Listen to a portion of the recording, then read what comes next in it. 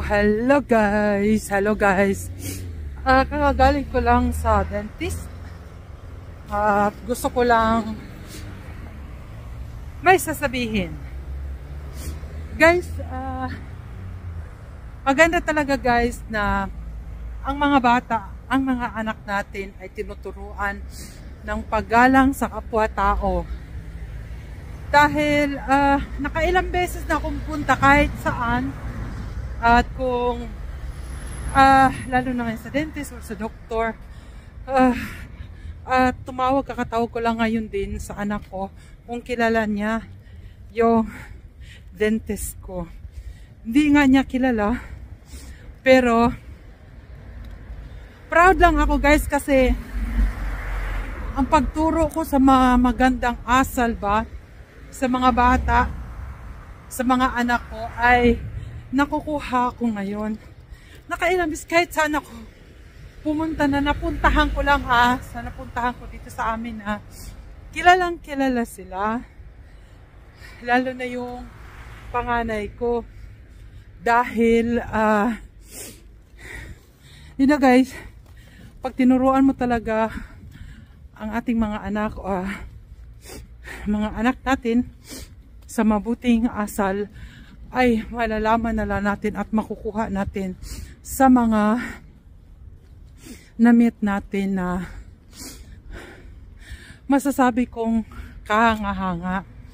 Kasi kilala nga sila, at hindi lang sa kilala ng ganyan, kundi sa marunong sa magandang asal. In short way, magandang asal at yung bang pakikipag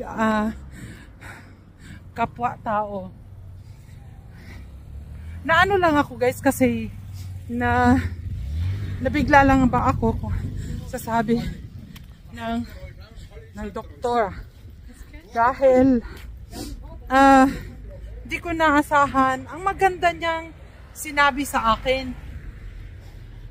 Basta guys, ang ano ko lang, magandang asal ang ituro sa mga bata at respeto sa kapwa-tao para makukuha din natin yan sa makukuha din natin, aanihin pag may matanim na magandang asal. Yung ngipin ko guys sa left and right ay medyo in-injectionan kasi yan. Kasi araw ko ng check up ngayon. Ano lang guys, yung bang basta ano lang tayo magandang asal ang pagturo sa atin, sa ating mga anak para mayroon tayong magandang maaani guys sa kapwa natin. So yun lang guys, bye bye at share lang ako at malapit ako sa bahay. Magandang araw nga talaga guys at sumikat ang aming araw.